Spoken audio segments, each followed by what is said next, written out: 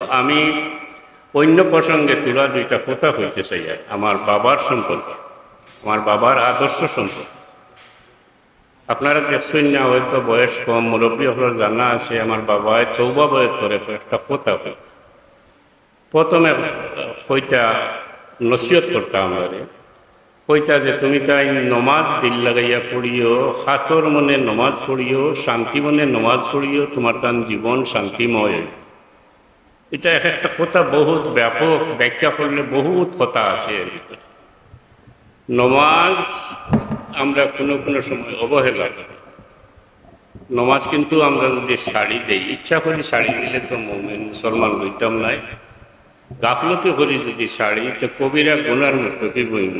নমাজ যদি শাড়ি দেই, তো যা কিছু করি জীবনে কিন্তু যে সাব এটা দলিলর কথা, জীবনে কিন্তু শান্তির জীবন আশা করতে পারতাম না।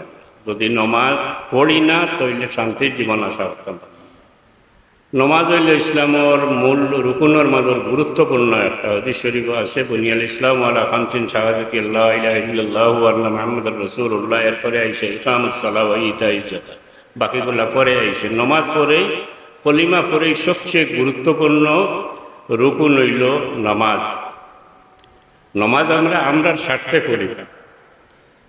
একটা বিবেক বিবেচনা দিয়ে চিন্তা করলে দেখা যায় নমাজ ছাড়া যায় না। আল্লাহ আমার শরীরের শক্তি দিছেন, দেখার শক্তি দিছেন, বুদ্ধি দিছেন, কর্মশক্তি দিছেন। সারাদিন যাই যত খাম আছে সব খাম করার আল্লাহ আমার তৌফিক দিছেন এবং নিষেধ করছেন না। পড়ো, গাড়ি ড্রাইভ করো, দোকানদারি করো, স্কুলে পড়ো, মাদ্রাসাত পড়ো, টিচিং করো, সব কিছু আল্লাহ বলছেন করো। খালি নাফরমানি জাতীয় করতে যাইও না, সব খামের অর্ডার আল্লাহ দিচ্ছেন, পড়ো, করতে থাকো।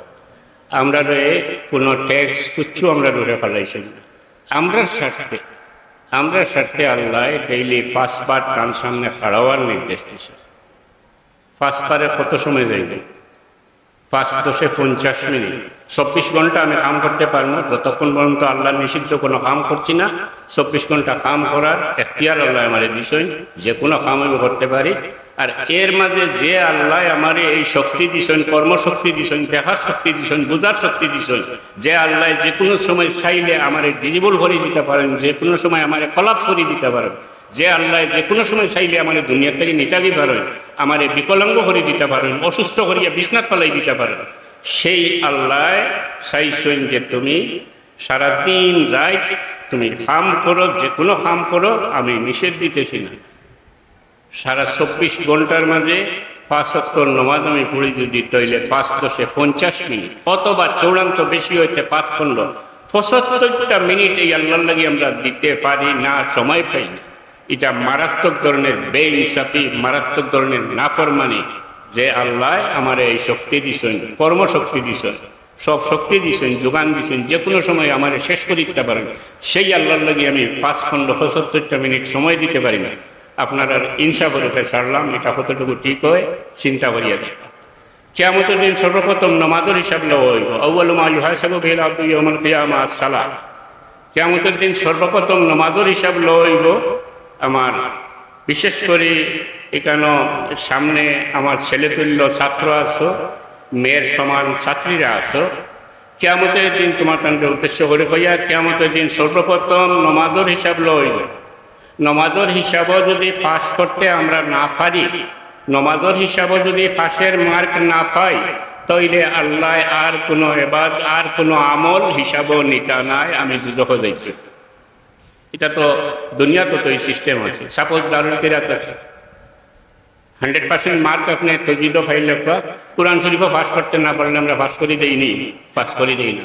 কন্ডিশন লাগাই কোরআন শরীফও পাশ করতে হইব, নমাজের হিসাবও ফাঁস করতেই হবে। যদি নমাজও ফাঁস করতে না পারি, তাইলে আল্লাহ আর কোনো আমল হিসাবও নিতে নাই। এর কারণ কি? নমাজ সেই মানুষটাই পড়ে যার ভিতরে আল্লাহর ডর আছে, যার ভিতরে তাকওয়া আছে, সেই মানুষটাই নমাজ পড়ে। আর নমাজ এই মানুষটাই পড়ে না যে মানুষটার ভিতরে আল্লাহর ডর নাই, যে মানুষটার মধ্যে আখিরাতের চিন্তা নাই, যে মানুষটার মধ্যে তাকওয়া নাই। আর যে মানুষের মধ্যে আল্লাহর ডর নাই, হে আল্লাহর যে কোনো নাফরমানি করতে পারবে, কোনো অসুবিধা তার হইতো না। এর লাগে আল্লাহ কন্ডিশন লাগাইয়া দিছে, নমাজও আমরা পাস করতে হইব। সর্বোপরি আমার স্বার্থে, আমার জীবনের স্বার্থে, আমার শান্তির স্বার্থে সাফ ফেব্রুয়ারি কথা কইয়ার যে একটা তাই ফরমাইয়া গেছে, যে শান্তিমনের নমাজ পড়িও জীবন শান্তিময়, আমরা আল্লাহ তৌফিক দিত, আমরা সুন্দরভাবে নমাজ করতে পারতাম। আমরা যারা মাদ্রাসায় পড়ি, অন্য মানুষরা আমরা মনে করে আমরা খুব ভালো মানুষ, বাস্তবিক এখন মানুষ মাদ্রাসায় পড়লে সাধারণ মানুষে মনে করে মেসাব বেটা খুব ভালো মানুষ, তাহলে তো আমি ভালো মানুষ যে থাকতাম না। শুধু তো শিক্ষা নিলে হইতো না, আমার মাঝে নৈতিকতা থাকতে হইব। আর এক ধরনের শিক্ষা তখন আইসে,